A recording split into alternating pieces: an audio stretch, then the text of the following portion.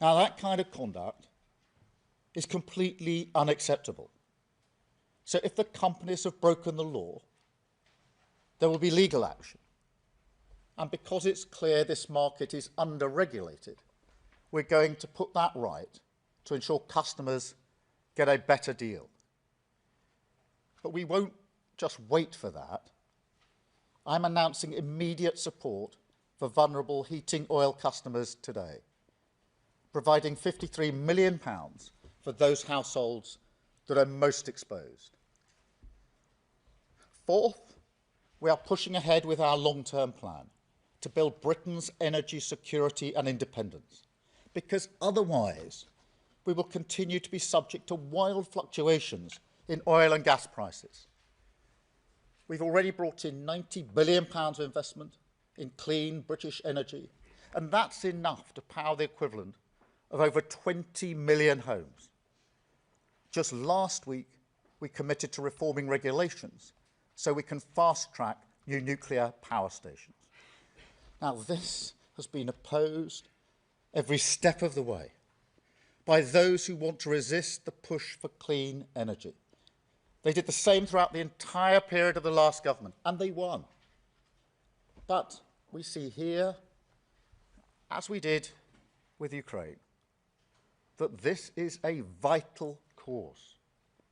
Because until we get ourselves off the roller coaster of international oil and gas markets and onto clean, homegrown British energy, tyrants like Putin and the Ayatollahs will be free to attack our energy security. So we won't slow down on this. We will go faster. Fifth, we will continue to work towards a swift resolution of the situation in the Middle East. Because there is no question, ending the war is the quickest way to reduce the cost of living. And look, it's moments like this that tell you what a government is about. My answer is clear. Whatever the challenges that lie ahead, this government will always support working people. That is my first instinct, my first priority, to help you with the cost of living throughout this crisis. And I want to make one final point, because moments like this also tell you about leadership. Whether to commit British troops to military action is the most serious responsibility for any Prime Minister. I have been attacked by some for my decision not to join the offensive against Iran. But at every stage, I've stood by my principles, principles which I held just as strongly when it came to debate about the Iraq War in 2003. Principles which I believe are shared by the British people, that our decision should be based on a calm, level-headed assessment of the British national interest. And that if we are to send our servicemen and women into harm's way, the very least they deserve is to know that they do so on a legal basis and with a proper, thought-through plan. Now, there are others who would have made a different decision 2 weeks ago. They would have rushed the UK headlong into this war without the full picture of what they're sending our forces into and without a plan to get us out. That is not leading, it's following. My leadership is about standing firm for the British interest, no matter the pressure. And I believe time will show that we have the right approach, right on the economy and the cost of living, right on defence and energy, and right on this war, in the best interests of the British people. Thank you. And now I will take some questions. And I think, Chris Mason, I'm starting with you. Thank you, Prime Minister. Chris Mason, BBC News. Given the frequency of huge government interventions in recent years after the pandemic and after the war in Ukraine, and where that's left the public finances, do you feel a constraint on whether you'd be able to offer any more support on the impacts of this war if it drags on? And if I may, you say the UK won't be drawn into the wider war, but you're willing to be part of what you described as a viable collective plan to keep the Straits of Hormuz open. What is the UK willing to do in specific terms? Well, the two are linked, as you'll appreciate straight away, Chris, because the Straits of Hormuz is obviously vital in relation to the price of energy and the impact that that's having on the cost of living. So these are not two distinct and discrete issues. And on the Straits, we've been discussing this with partners, including European partners, Gulf partners, and the US. And obviously, we need to look at the options. We've already got autonomous mine hunting systems in the regions. We're looking at options and expertise, but working with our allies on that. In relation to the bigger picture, look, my instinct, my first priority is to protect people in relation to the cost of living. And that's why we put in measures that are already there, the capping of energy bills, and to be really clear, because I know people are worried about this, that is in place until the end of June. It's actually a cut, because that's what we put in place at the budget, and then a cap. And a fuel duty through to September. And the announcement today in relation to those that heat their homes through oil, which is a big issue in rural communities and a very big issue in places like Northern Ireland, putting that in place straight away. As to what might happen in 3 months or 6 months, I'm not going to stand here and pretend to you that we all know what the situation will be in the 3 or 6 months time. We don't. The best way through this is to de-escalate and reduce the conflict, because that is the simple, most effective way to deal with the cost of living, and that's where we're putting our all of our focus. But look, you heard what I said about my instinct, and obviously we'll always do whatever we can in relation to the cost of living for working people. Thank you, Chris. Robert, I think I'm coming to you next. Robert Beston, ITV. President Trump wants you to commit the Royal Navy now to keeping the Straits of Hormuz open. I think you're saying no to that. Is that right?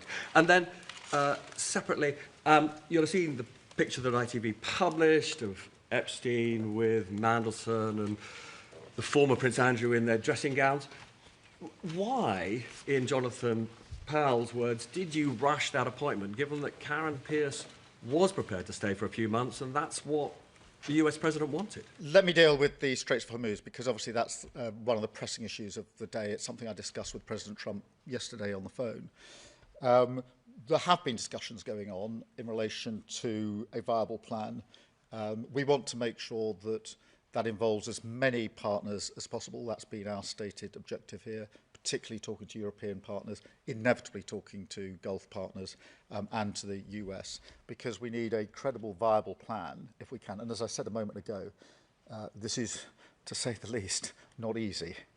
It is not straightforward, and therefore we have to make sure that we've got that credible plan in place. As to what the precise options are, as I say, mine hunting systems of ours are already in the region. We've already spoken about what we can do in relation to anti-drone capability. But this isn't just about what the UK can do. It's about how we play a part in bringing others together behind a viable plan. So that's where we're at the moment. Well, we're looking through the options. It is difficult, of course. It's difficult. There's no hiding that. But that's what we're working on in terms of a viable plan, because ultimately we need to get the Straits opened. Otherwise, the price of energy will remain very high for reasons that everybody understands. So it's part and parcel of what we're doing on the cost of living. In relation to Mandelson, look, the independent advisor has looked at the tail end of last week at the process we went through, and he said it was the proper process. Look, the process wasn't strong enough, and that's why last year I moved to strengthen the process, and we'll strengthen it again. My reflection is the process wasn't strong enough. The process was followed, but was the process strong enough? No, it wasn't. Now, I recognise that back in September, when the Bloomberg emails came to light, and it was then that I started the process of strengthening it, and will continue to do so. Thank you, Robert. Beth, can I come to you? Yeah, thank you. Beth Rigby, Sky News. Prime Minister, people are worried sick at the prospect of their energy bills going up by £300 or more after June. The Conservative government back in 2022 capped bills for all households through an energy price cap. It cost about £40 billion. You're not going to do this, are you? Can you just level with people that wealthier households are going to have to suck some of this up? And on the Mandelson files, your National Security Advisor said the process was, quote, weirdly rushed, and Mandelson was appointed before developed vetting had been complete. You told MPs in the House of Commons that due process was followed. Is there a possibility that you have misled the House when you said that? Thank you. No, and the independent advisor looked at that very question, I think, on Thursday or Friday of last week, and answered it very robustly that the process had been followed. The process wasn't strong enough. And amongst the changes that I intend to put into place is the fact that you can't announce someone until the vetting is finished. It wasn't an individual decision in the Mandelson case, that was the process. Well, you only have to look at that in the light of the appointment to realise that that needs to change. But on due process, the process that was there was followed. The problem was the process wasn't strong enough. But ultimately, it was my mistake, and I have apologised for that, and quite right too. In relation to the wider point about energy bills, because I do know how worried people will be about this, and as I said, I've been to a number of community centres across the country where you can feel that, and I'm not surprised. We're not ruling anything out, but it is very difficult to say at this juncture what the position will be in July, which is when the current energy cap runs out, or what the position will be in September. And obviously our focus at the moment is de-escalating, dealing with the straits, and trying to find a way to limit the impact. My instinct is always to help working people in a situation like this, hence the energy price cap that we put in place. In fact, reducing energy bills, which is one of the measures at the budget, and making sure that is held until June. The work we've done on those that heat their homes through oil, which was a real cause for concern, particularly in the tail end of last week when people were beginning to fill up their tanks and they could feel for themselves. And this is an area where, in addition to what we can do through the money we've been putting in today, whether it's that or petrol, I'm absolutely determined to clamp down on anybody who may think of ripping others off in a situation like this. I've heard too many stories of deliveries being cancelled in order for the price to go up. Have to clamp down on that sort of ripping off. But I'm not going to say to you now, because so much is unknown, what we might do in July. We are going to have to do what we can do now to de-escalate, keep this all under review. And as soon as it's necessary to say anything further, I will obviously do so. But it's simply not sensible to say that in a number of months' time, not knowing what the situation will be, that the following will be ruled in or ruled out. So that's the approach that we're taking. Thank you, Beth. Can I go to Andy at Channel 5? Thank you, Prime Minister. Andy Bell, 5 News. So initially you said no to the President when he wanted to use UK bases for the first wave. It feels like now you're saying no again to sending certainly any kind of shipping to open up the Gulf. Are you basically saying to him, there is no military way of opening up the Straits of Hormuz, we have to go for de-escalation? And presumably you must be getting worried now that your relationship with the President is getting pretty frayed. Well, just to go through this in order, I said no to get involved in the initial offensive action and getting drawn into the war. And I stand by that decision. As I said a moment ago, many people criticised me heavily for that decision and indicated that they would have rushed into the war, only, in my view, for them to backpedal a week or two later when they saw the consequences of what action they would have taken had they been Prime Minister. In relation to the defensive action, whether it's what we're doing in the region, have been doing since the few hours after the conflict started, or whether it's the use of our bases, that is in collective self-defence of our people in the region and our bases. The Strait of Hormuz is then a separate discussion, and it is a discussion. We're not at a point of decisions yet, and I want to really stress that. It is obviously a difficult question, that goes without saying, in relation to how you safeguard maritime traffic through the Straits. Everybody knows the geography and the risks. But we are working and discussing that with the US, with Gulf partners and with the Europeans. And I discussed that yesterday with President Trump in the way we often discuss things. So that's where we're at on that. There are no decisions having been made.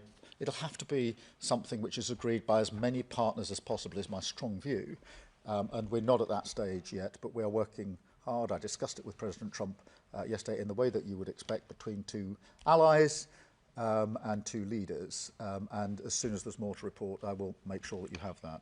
Thank you, Andy. I've got Chris Hope from GB News. Chris.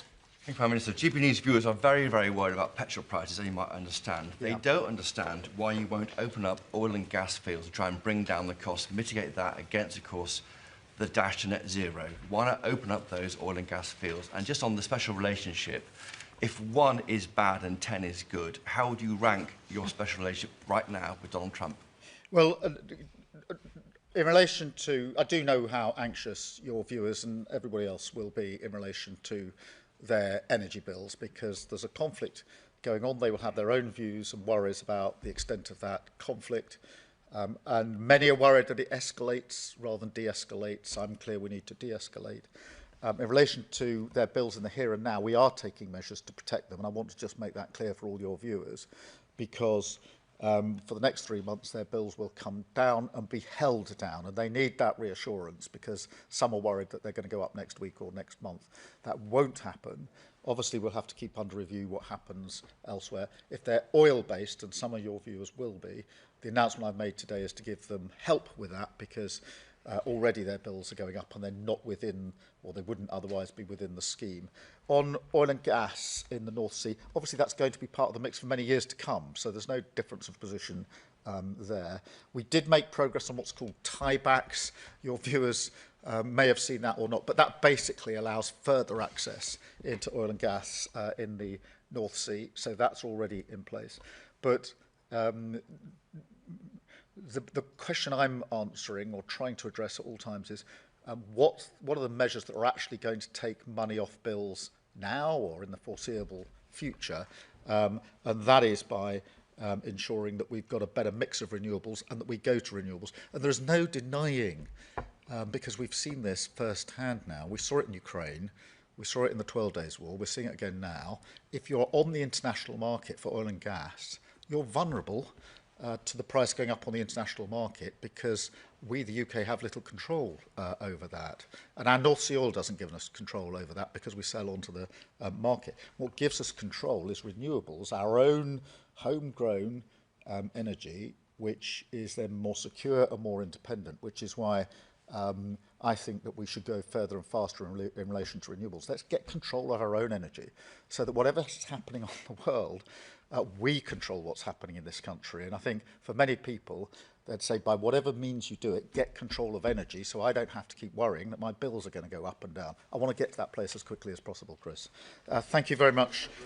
Oh, look, I mean, it's a good relationship. We had a good discussion yesterday about the Straits, as you would expect. We're strong allies, have been for decades. But it is for me to act in what I consider to be the best interests of Britain. And I have to keep that uppermost in my mind. And it is interesting, for want of a better word, that those that 2 weeks ago were urging us to go headlong into the full-blown war are beginning to have second thoughts about that, and there's reason for that. The problem, as I pointed out to the Leader of the Opposition last Wednesday, is if you're Prime Minister, you don't get to come back a week later and say, oops, I made a mistake about that war, can I back out of it now? You have to make the decision that you genuinely believe is in the best interest of the British people from the get-go. Thank you, Chris. I've got Matthew Gay. Thank you, Prime Minister. Matthew Gay, the Quid Squid Personal Finance. Life is about to get a lot more expensive for people in the UK due to what's going on abroad. Food and petrol are already going up, and energy bills past the price cap could also be seeing an increase, which a lot of people can't afford. So the government likely have two options: either do some of the stuff that you've already mentioned and find ways to cut these bills, or get more money into people's pockets. So with regards to the latter, how is the government planning to help people? Yeah, well, thank you very much. And both are really important, because we are taking measures to keep bills down, and that's why I can say that energy bills will be cut and capped for 3 months. At the same time, we need to make sure more money goes into people's pockets.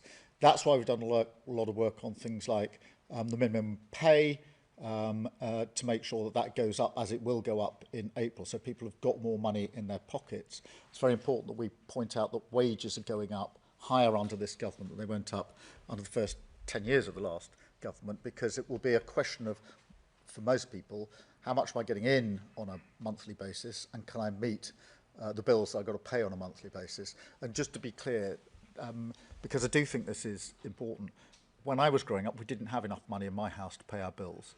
So I know what that feels like, to be around the kitchen table really worried. And I do genuinely know that there are many people across the country who are having those conversations today, who are really worried about it.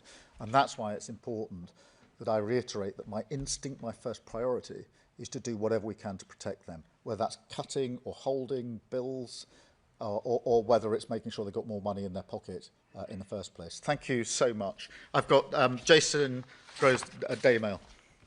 Jason. Thanks, Graham. Can I ask you a couple of questions about petrol? You've talked a bit about profiteering, but at the moment, obviously, the Treasury is getting a big windfall from VAT on petrol. Every 5p it goes up, they get another penny. Shouldn't you be giving that money back? And then secondly, Nick Butler, who you may know, used to work for Gordon Brown and BP, was out this morning saying we could be facing petrol rationing in a couple of months. What sort of preparations are you making for that? Well, on both those issues, I mean, on fuel duty, that is being held till September. And yeah, that's held till September. And I know people are urging me, what are you going to do after September? But that is 6 months away. There's obviously a lot of change that could happen in that period. And we need to keep the situation under review, and we will keep the situation under review. In relation to the supply of energy, obviously we're taking all necessary measures to make sure there is the right supply of energy. It's really important that we do so, and it will always be a mix of oil and gas and renewables. We're actually using more renewables now than we were in 2022, which is helping in relation to supply, but we'll keep that under constant review. Thank you, Jason. I've got Millie from The Independent. Thank you, Prime Minister. Millie Cook from The Independent. Pat McFadden this morning appeared to play down Trump's warning that the future of NATO would be very bad if we don't send warships to the Strait of Hormuz, describing it as rhetoric from the President. How concerned are you about the breakdown of the NATO alliance, and would you agree with Mr McFadden that Trump's threats are just rhetoric? Well, firstly, we are working with others to come up with a credible plan for the Straits of Hormuz to ensure that we can reopen shipping and passage through the strait. Let me be clear, that won't be, and it's never been envisaged to be, a NATO mission. That'll have to be an alliance of partners, which is why we're working with partners both in Europe, in the Gulf, and with the US. It's important that we continue that. It is not straightforward, and you can see that historically when there have been other conflicts that have affected the straits. But I do think that working with others, including the US, is the way to go forward. And I had a perfectly good discussion with President Trump about that yesterday. And of course, as you'd expect, I mean, we are talking to the US at all levels all the time. Whether it's the US, whether it's Europe, whether it's Gulf partners, we are trying to pull together both partners and a plan in relation to the Straits. Thank you very much. And let me go to George Parker, FT. Thank you, Prime Minister. You said earlier that you simply won't allow companies to make huge profits from the hardship of working people. And you said that in the context of windfall taxes in the past. So I just wondered whether you were suggesting that if they carry on, as you see it, with this bad behaviour, a windfall tax or a higher windfall tax is a possibility. And secondly, taking you back to something you said right at the start, you said the longer this war goes on, the more dangerous it becomes. I just wondered if you could clarify what you mean by that and whether you feel the President shares your concerns. Well, in relation to a windfall tax, obviously there is a windfall tax in place, and we continued and extended that. And you can see in a circumstance like this why it's so important that we did so. That's the argument I made in 2022, and it's the argument I make now. Obviously, it is important that we work with the oil and gas sector And that's why we've taken a number of measures, including the tieback provisions that we put in place just a few months ago. In relation to the broader words I used, look, the longer it goes on, the higher the risk of escalation, and the bigger the impact on the economy and energy prices, and hence on the cost of living for families across the country. And that is why, in addition to the self-defence actions that we're taking, in addition to the work and discussions that are going on in relation to the Straits of Hormuz, we do need to keep working for de-escalation. In the end, however it comes about, there is going to have to be a negotiated settlement of some sort. We mustn't lose sight of that. We must talk to our allies about that, and we do. Obviously, we had a G7 call last week.